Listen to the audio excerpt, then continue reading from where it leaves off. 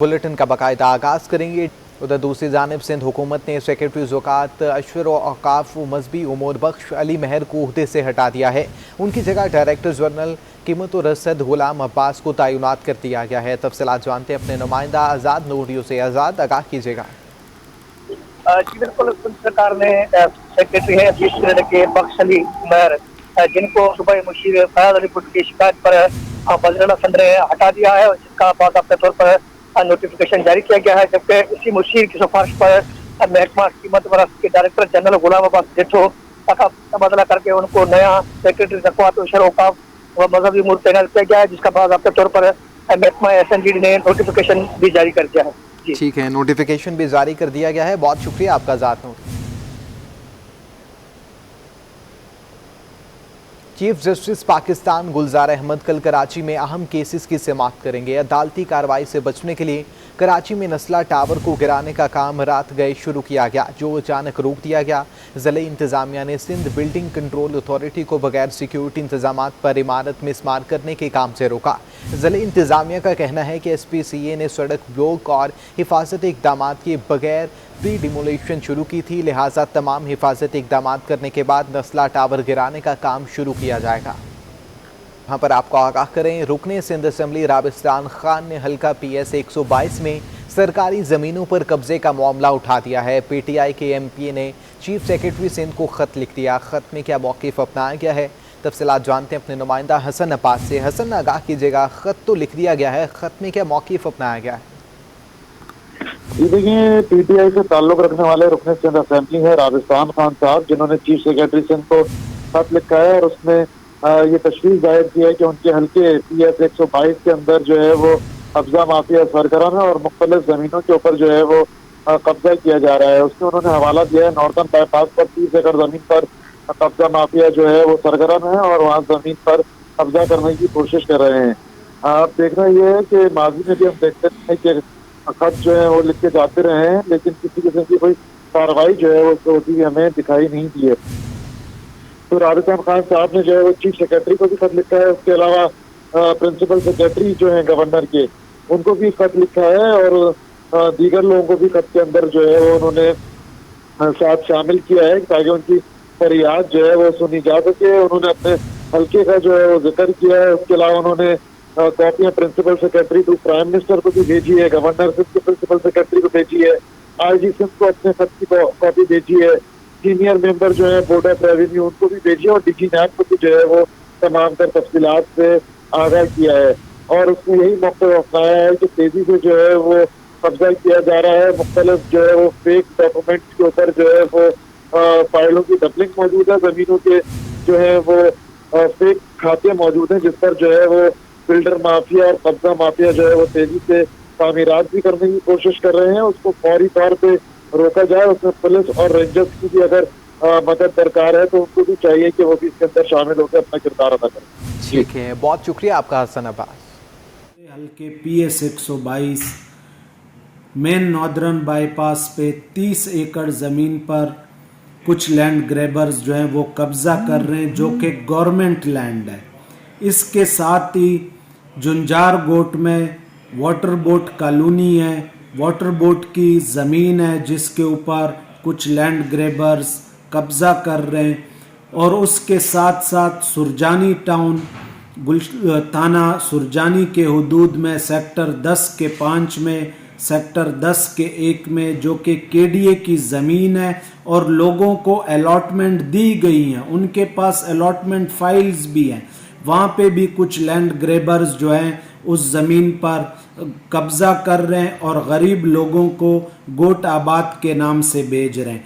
तो मेरी इन तमाम आकाम से, जिनको मैंने ये लेटर लिखा है, ये दरख्वास्त है कि इन लैंड ग्रैबर्स के ख़िलाफ़ फिलफौर कार्रवाई की जाए ताकि गरीब और मजलूम लोग आवाम लुटने से बच जाए। मेरे हल्के मुत्तहिदा अरब अमारात के consul general doctor Salim Ali Khatim से चीफ सेक्रेटरी सिंध सैयद मुमताज़ अली शाह की अहम मुलाकात हुई है। जिसमें दो तरफा ताल्लुकात पर तबादला ख्याल भी किया गया है। मुत्तहिदा अरब अमारात के consul general doctor Salim Ali Khadim ने चीफ सेक्रेटरी सिंध सैयद मुमताज़ अली शाह से अहम मुलाकात की है, जिसमें दो तरफा ताल्लुकात पर तबादला ख्याल किया गया है। तफसीलात जान लेते हैं अपने नुमाइंदा आज़ाद नूरियो से। आज़ाद, आगाह कीजिएगा। जी बिल्कुल, मुत्तहिदा अरब अमारात के कौंसल जनरल जो है सलीम अली खादिम, उन्होंने चीफ सेक्रेटरी सिंध सैयद मुमताज़ अली शाह से मुलाकात की है। इस मुलाकात में सूबाई वज़ीर रेवेन्यू मखदूम महबूब जमा, इसके अलावा सेक्रेटरी एक्साइज भी मौजूद था। इस मुलाकात में दो तरफा जो है बाहमी उमूर पर तबादला ख्याल किया गया। उस मौके पर चीफ सेक्रेटरी सिंध का कहना था कि पाकिस्तान और मुत्तहिदा अरब अमारात के दरमियान तारीखी तल्लुकात हैं। उस मौके पर कौंसल जनरल ने ये भी कहा, हम पाकिस्तान के साथ बरादराना ताल्लुकात को कदर करने का देखते हैं। इस मुलाकात के मौके पर चीफ सेक्रेटरी सिंध की जानब से मेहमानों को यादगार निशान और रवायती अजरक और सुन्नीतों की भी के तौर पर पेश की। जी ठीक है, बहुत शुक्रिया आपका आज़ाद नूरी। महकमे स्कूल तालीम ने अपने वालिद समेत ख़ानदान के 3 अफराद का मुकदमा लड़ने वाली उम्मे रुबाब चांडियों की वालिदा को नौकरी से निकालने का इंदिया दे दिया है, जबकि खालिदा मुख्तियार चांडियों को फाइनल शो कोज नोटिस जारी कर दिया गया है। जबकि दाऊद ज़िला के इलाके गर्ल्स हायर सेकेंडरी स्कूल की सब्जेक्ट स्पेशलिस्ट खालिदा मुख्तियार चांडियों को फाइनल शो कोज जारी कर दिया गया है। खालिदा मुख्तियार चांडियों को 27 अक्टूबर 2020 को भी शो कोज नोटिस जारी किया गया था। महकमा तालीम के सेक्रेटरी गुलाम अकबर लगारी ने फाइनल शो कोज नोटिस जारी करते हुए 7 दिन के अंदर जवाब तलब कर लिया है। गैस प्रेशर में कमी पर आवाम हुकूमत के खिलाफ फट पड़े। कहते हैं खान साहब की हुकूमत ने तो जीना भी मुहाल कर दिया है। पेट्रोल और खाने पीने की अशिया तो पहले ही महंगी कर दी गई थी। है ही नहीं, बिल्कुल बिल्कुल है नहीं, आता ही नहीं है। 4-8 दिन आता ही नहीं है। तो ये सारे इमरान खान दे काम ने गैस नहीं आ रही, ये किसी और दे काम नहीं है, ये तब्दीली है भाईजान। गैस तो नहीं आ रही, आती भी है तो कोई टाइम टेबल नहीं है उसका, आती किस टाइम है जाती किस टाइम है। जब खाना पकाने का टाइम होगा उस टाइम गैस होगी नहीं। सर सिलेंडर कौन सा फ्री में आ रहा है, सिलेंडर उससे भी ज़्यादा महंगा पड़ता है। सिलेंडर तो गैस उससे भी ज़्यादा महंगा पड़ रहा है। अभी कहाँ से आदमी पूरा करे था। हमारा तो अभी डेली था, अभी तकरीबन 5,000 रुपये का खर्चा कर रहा है, 4,000 की सेल हुई है। महकमा रेलवे मुसाफिरों को सहूलियात देने में नाकाम हो चुका है। मुसाफिर टूटी फूटी खस्ता हाल बोगियों में सफ़र करने पर मजबूर हैं। मुसाफिर रेलवे हुकाम की कारकर्दगी पर बरस पड़े। महकमा रेलवे की कारकर्दगी का पोल खुल गया। इदारा मुसाफिरों की जिंदगियों से खिलवाड़ करने लगा। मुल्क भर में चलने वाली ट्रेनों में बोगस बोगियां लगाने का इंकशाफ। मुतादिद बोगियां जंग आलूद होकर अपनी मुद्दत पूरी कर चुकी। यही नहीं, ट्रेनों की खिड़कियां, दरवाजे और छतें अपनी असली हालत खो। मुसाफिरों ने वजीर रेलवे और इंतजामिया पर बरहमी का इजहार किया और मशवरा दिया कि अगर ये खुद इन ट्रेनों से सफर करें तो इन्हें हमारी मुश्किलात का अंदाजा होगा। भैया अभी आपके सामने ही है, अभी तो फिलहाल थोड़े बहुत साफ़ हैं। उसके बाद जब गाड़ी आगे निकलेगी हैदराबाद में, फिर पानी की भी परेशानी, बाथरूम की परेशानी, हर चीज़ की परेशानी होती है। आदम सवाती साहब को लेकिन मतलब आगे देखे थे, लेकिन पब्लिक के साथ ना है, अकेले आए ना बेस बदल के, जिससे नवाज शरीफ साहब आते थे। आगे चेक करें, पता चल जाएगा। वही खतरे की निशानियां होती है। अक्सर आप किसी डब्बे में देखोगे ना, बटन होते हैं बिजली के, उनके भी तार डायरेक्ट हुए होते हैं, शॉर्ट मतलब चिंगारी लगने से आग भी हो। इससे पहले भी एक दफ़ा हादसा हुआ ही है। मुसाफिरों का कहना है कि ट्रेन में सफर करना मजबूरी है। रेलवे इंतजामिया की जिम्मेदारी है कि अगर किराया पूरा लिया जा रहा है तो सहूलियात भी पूरी दी जाए। ज़िले बल्दियात नासिर हुसैन शाह की ज़ेर सदारत Sindh solid waste management board के डायरेक्टर्स को 16वें इजलास में अफसरान को शहर में सफाई की सूरत हाल मज़ीद बेहतर बनाने की हिदायत कर दी गई है। जबकि महकमा बल्दियात सिंध के दफ्तर में मुनक़िदा एडमिनिस्ट्रेटर कराची मुर्तज़ा बहाब, सेक्रेटरी बल्दियात Najam Shah, Sindh solid waste management board के मैनेजिंग डायरेक्टर्स और दीगर अफसरान मौजूद थे। इजलास में कराची के मुख्तलिफ अजला से कचरा उठाने के लिए कंपनी की खदमात हासिल करने के लिए कवायद व ज़वाबित के बारे में ब्रीफिंग दी गई। इस मौका पर नासिर हुसैन शाह ने हिदायत दी कि शहर से कचरा उठाने और सफाई के अमल को यकीनी बनाया जाए।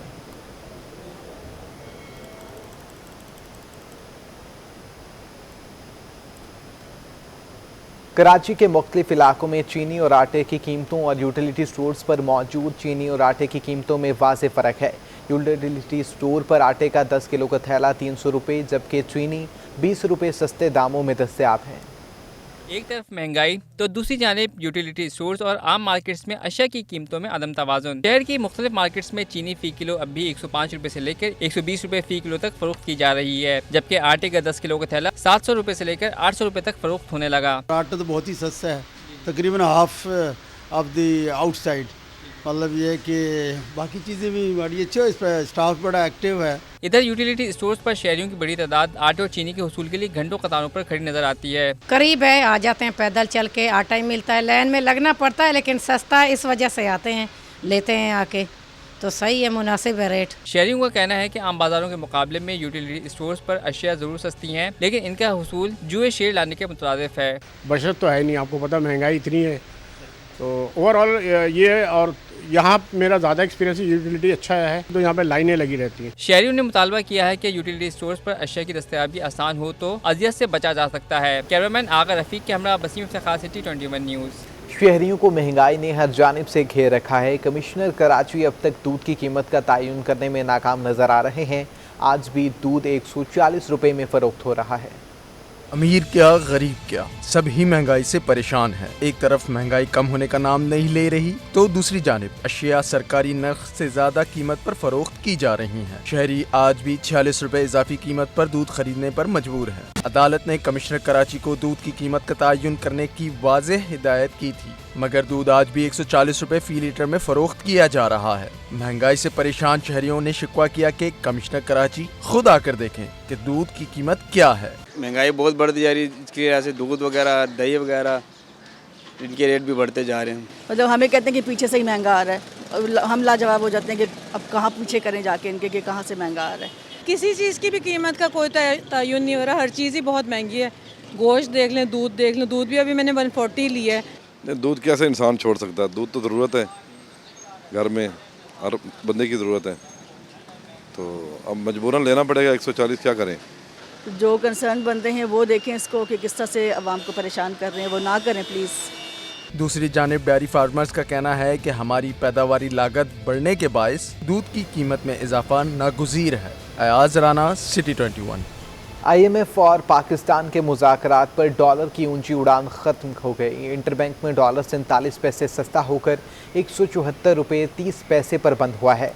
मुशीर ख़जाना का कहना है कि पाकिस्तान और IMF के मुज़ाकरात तय हो गए हैं, जिसके बाद इंटरबैंक में रुपए की कदर में बेहतरी देखी जा रही है।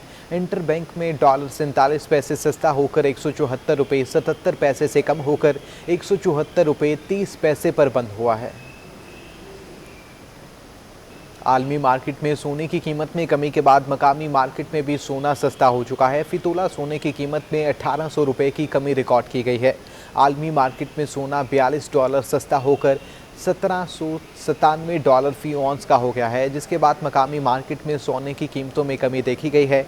एक तोला सोना 1800 रुपये कमी से 1,21,600 रुपये का हो चुका है, जबकि 10 ग्राम सोना 1544 रुपये की कमी से 1,04,252 रुपये का हो गया।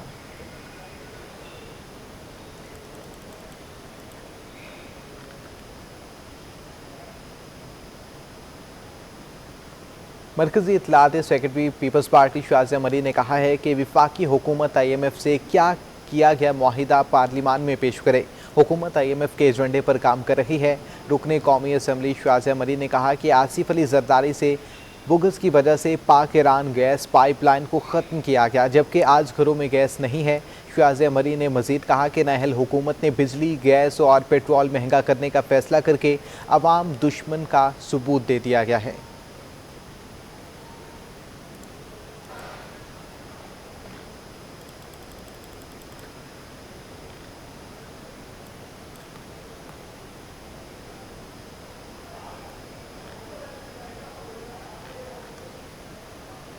गवर्नर सिंध इमरान इस्माइल कहते हैं कि पाकिस्तान में अद्वियात की कीमतें खित्ते में कम तरीन हैं। वज़ीर आज़म का PN सेहत सहूलियात कार्ड हैं।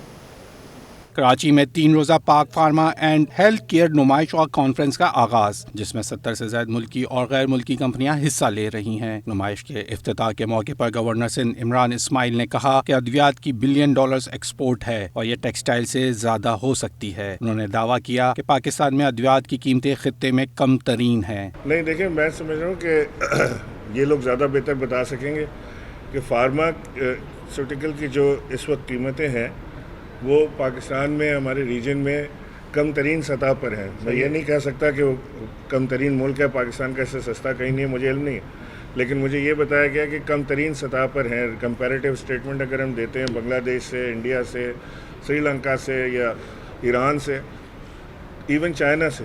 तो पाकिस्तान में इस वक्त कमतरीन सतह पर है। पाकिस्तान वो मुल्क है जो अपना फार्मास्यूटिकल का रॉ मटेरियल खुद प्रोड्यूस नहीं कर रहा। इस मौके पर मीडिया से गुफ्तगू करते मुंतजिम कामरान अब्बासी का कहना था कि नुमाइश का मकसद फार्मा सनत को फ़रोग देना है। तो बहाल ये अल्हम्दुलिल्लाह पहली एग्जीबिशन है B2B जो अब यहाँ पे होने जा रही है। इसमें फार्मा और हेल्थ केयर की 65 से ज़्यादा कंपनीज मौजूद हैं। उसमें ज़्यादातर मकामी हैं क्योंकि कोरोना की वजह से बहुत सी फ़ॉरेन कंपनीज़ यहाँ पहुँच नहीं पाई हैं।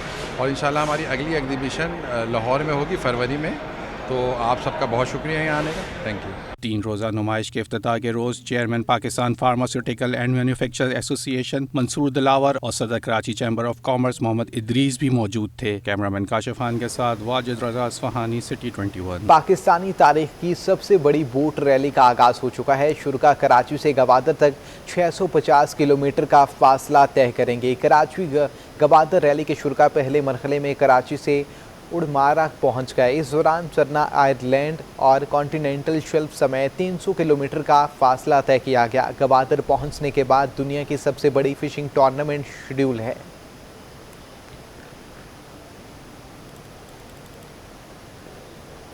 कराची के एक्सपो सेंटर में जारी फार्मा हेल्थ केयर नुमाइश में एक ऐसा रोबोट भी मौजूद है जो आर्टिफिशियल इंटेलिजेंस में खुशगवार इजाफा है। ये रोबोट सेहत के शोबे में अपनी खदमात पेश करता है।